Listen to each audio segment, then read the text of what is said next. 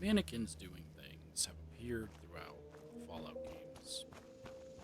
You know, since mannequins exist in the Fallout games. I was going to say since the beginning. I don't know if there were mannequins in Fallout 1 and 2. Or 3. Were there mannequins doing stuff in Fallout 3 in New Vegas? Probably not. Just 4. They kind of make a joke about it in Fallout 4 during Far Harbor. Um, about like them being alive or them possibly being synths. Fallout 76 really kind of gives a better explanation as to why we always see mannequins doing stuff. You can and get these multiple random encounters that kind of like hint at it. There's also 4 little scenes. That's what I refer to them as. I think Fallout Community also refers to these as scenes. You have your bear scenes, you have your other doll and toy scenes, you have your skeletons frozen in time scenes, you have your mannequin scenes. So here at the Pioneer Scout Camp, just southwest ish, you will get attacked by a ghoul and drop off the ledge. But if we cross this river, it's very, very red. Oh, I thought I was on my other character and had a jetpack. I am not. So I don't. Hello. It's my brother Scar. You can stumble across this. There is a teddy fear here, which means this is an ominous thing, as you can tell. This is also rat poison.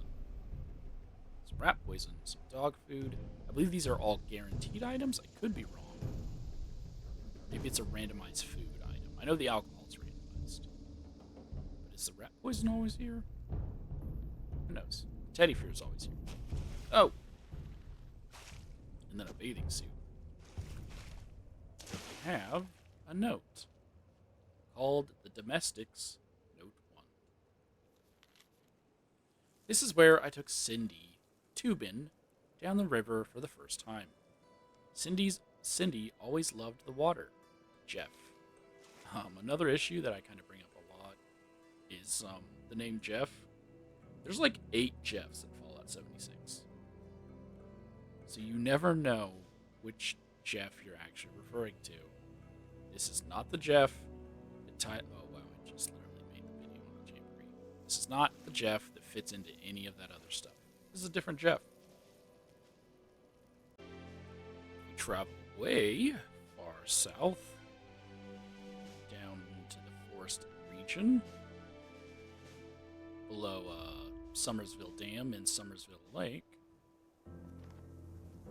You can find the domestic scene again. It's unfortunately been knocked over, but I'm not going to keep server hopping to fix it.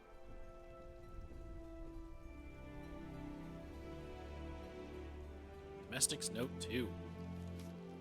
This is where I proposed to Cindy. The night sky was crystal clear. The water was still. She said, I do.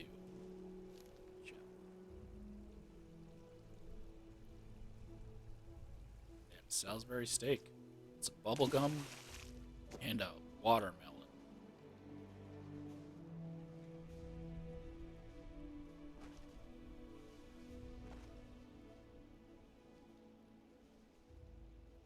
We travel back up to the Toxic Valley from the forest, from the lake, just northeast of the first one. Find this little door. Open it. Go on inside. We can find the mannequin that represents Jeff, the mannequin that represents Cindy.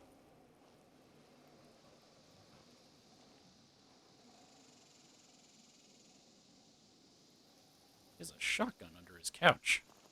Just noticed that. Read the Domestics Note 3. This was where our first home was located. Had a great view of the lake from our living room windows. Cindy always had dinner cooked and ready when I got home from a hard day's work at the factory. Jeff.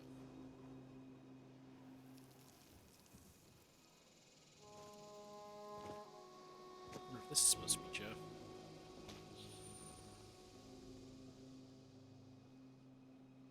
This is the dried lake. Hard to believe there were houses right here, though. Seems like a weird place to have a house. Oh well.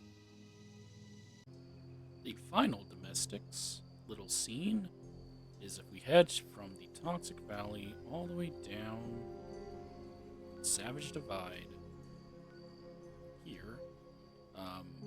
This right there, I don't have it on this character, but that's slideshow. If you go from slideshow to here, ignoring that weird tent that I've never seen before, but it's also closed. You can't go inside it. Slideshow's right there.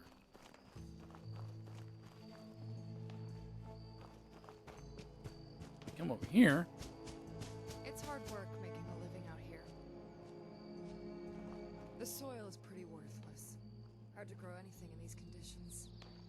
You see the same two mannequins that we've been seeing. The mole rat will spawn here. And then there's all these pumpkins. Right here is the note, the domestics 4. This is where Cindy found a patch. Wild pumpkins growing. Every autumn, come here and grab some pumpkins to carve for Halloween. Jeff. And that's the last one.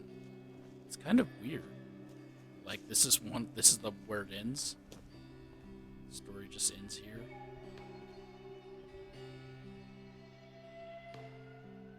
They're fighting a sheep squatch down there. I just let them have it. Sunny makes a good hoagie. There is one more, but it's not. I don't believe. I feel like it was supposed to be a domestics thing, but there's no note, so I'll show that one. And then,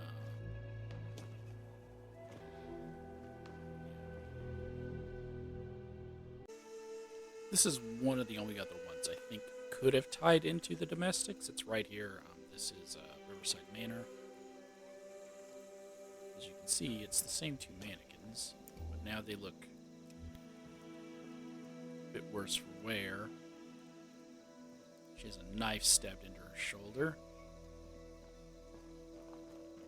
And then there's a car accident and a table. There's no note. And there's a chopped up baby. Baby doll, it's a doll. But there's some police. And here is a unique looking skeleton. He does have a metal hat and welding goggles on. Riding his lone wanderer.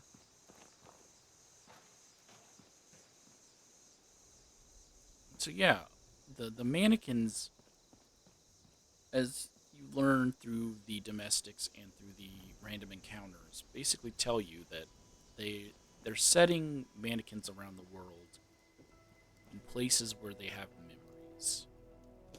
The problem with the random encounters one is that it's literally just like the middle of nowhere, and it's 5 mannequins just standing there, and they're like, "This is the last time I ever saw you guys. We were going to the movies," and I was like, "Hold on, I gotta run home." And it's like in the middle of like, let me see. I don't know. It could be like the middle of like a year, and they were headed to the movies, and one of them had to leave. And it's weird. So the domestics one does it better.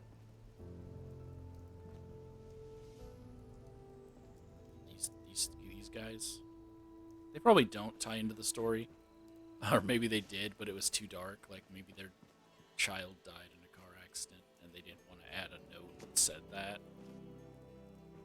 Or maybe the wife ate the child, and that's why there's knives everywhere. It's just knives, right? There's no forks. Yeah, it's just knives and a scalpel.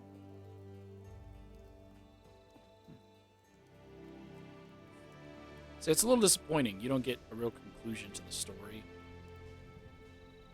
It was this Jeff one of the 8 confirmed Jeffs? Probably not. What happened to this Jeff? Probably died of radiation poisoning. It's just one of those little fun things. It's hidden. Like we did We did the Darius Angler holotape hunt. This was the Domestics Note hunt. There's one more holotape hunt that takes place in the Cranberry Bog. I think there's only the 3. A little unfortunate, a little disappointing. But yeah, I just wanted to share that. This is a short little one for the holidays.